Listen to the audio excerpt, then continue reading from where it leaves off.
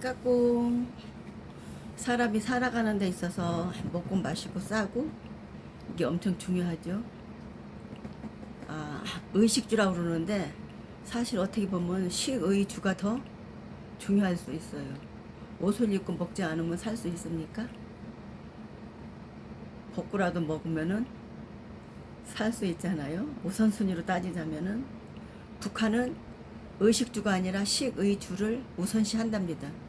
식량이 부족해서 그럴 수 있겠죠.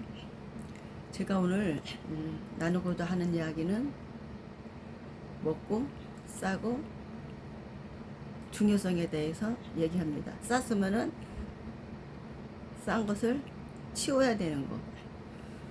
우리나라에 60년대에는 아파트도 뭐 그렇게 보급되지 않았고 또 정화조 문화였어요. 수세식 화장실이 별로 없고. 제가 서울 작은 집에 갔을 때도 서울 작은 집이 동대문 쪽이었었는데 들어가자마자 2층 집이었어요. 2층 집인데 들어가자마자 화장실이 있고 화장실에서 볼일을 보려면은 나무로다가 뚜껑이 돼 있어갖고 덮었어요. 그 으리으리해 보이고 좋은 집도 그때는 수세식은 아니었어요. 화장실이 이게 퍼내는 화장실이 퍼세식이라고 말하죠. 퍼세식이고, 그리고 그 골목에 정화조를 정리하기 위한 작은 문들이 이렇게 골목에 쭉 있어요. 화장실을 풀 때는 집 안으로 그 화장실 푸는 호수가 들어오지 않고 그냥 골목에서 직접 그 집 정화조 뚜껑을 열고 분유를 치웠겠지요. 그때 그 음악이 특이했어요.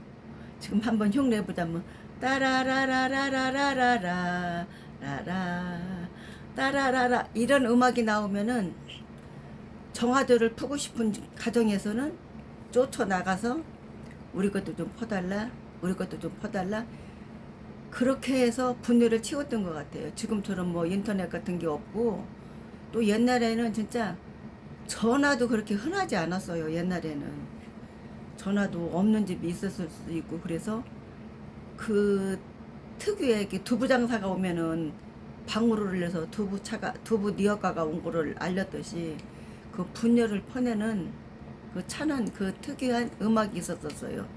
그래가지고 그 음악이 나오면 쫓아나가가지고 우리도 퍼달라 그러면 예약을 하겠죠. 뭐 내일 보겠다, 뭐 며칠 날 오겠다, 그렇게 해가지고 분열을 정리했어요. 그리고 저도 이제는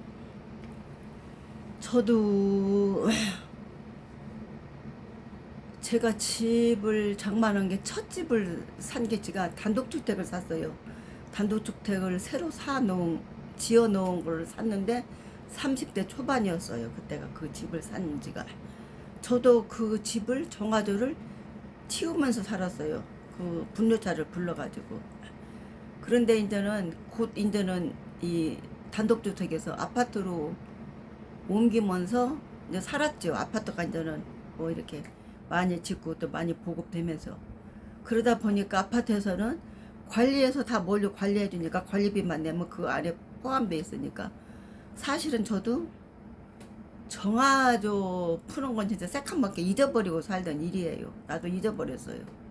근데 가만히 생각하니 그 정화조 푸는 차에 음악에 특이한 음악이 있었고, 그 차가 오면은 쫓아나가가지고 우리 집도 치워달라고 그 부탁을 해가지고 치웠던 기억이 나고. 근데 우리 이제 아이들이 초등학교 때는 그 단독주택에서 살았지만은 아이들은 그거 모르잖아요. 뭐 엄마가 학교 간 다음에 그 분유차 불러서 치우고 뭐 봤을 수도 있는데 아이들도 잊어버리고 살았겠죠. 잊어버리고 살았고, 또 이제는 두째 딸 얘기를 하려고 하니까 지금 서론이 긴 거예요. 두째 딸이 결혼해가지고 한 10년, 13년 전쯤 단독주택을 이제 지어갖고 살았어요. 아파트 살고 지가 책임지고 분유를 치우지 않고 그 뭐 생각도 안 하고 살던 거라서 집만 지었지. 그 뭐 분뇨통을 치워야 되나 했는데 거기까지는 생각 않고 있었는데 그 시에서인가 구청에서 단독주택은 그 분뇨를 치우라는 그 고지서가 온답니다. 치우라고. 근데 이제 우리 딸이 잘 모르니까 저도 해보지 않은 거니까 이제 시 어른한테 물어봤나 봐요.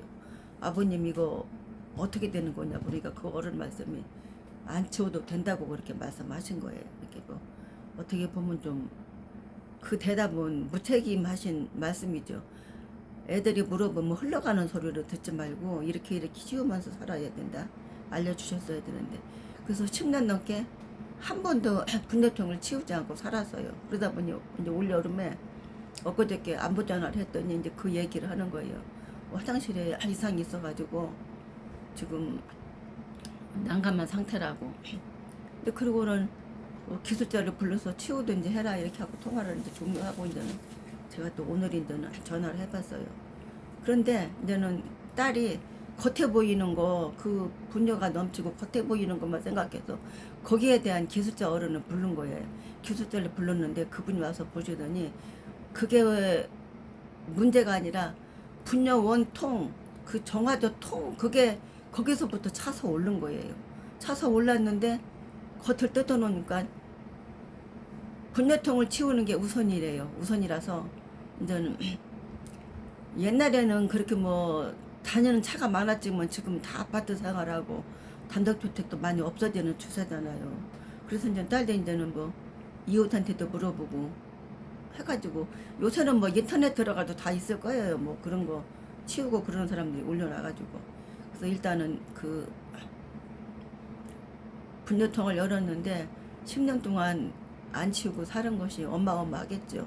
그래서 1차적으로 그거를 정리해서 요새는 이제 그 일도 많지 않고 그게 뭐 대기업에서 아마 정화조 치우는 걸 할 정도 그럴 거려 아마 아파트 같은 데는 뭐 대단하잖아요 그 통이.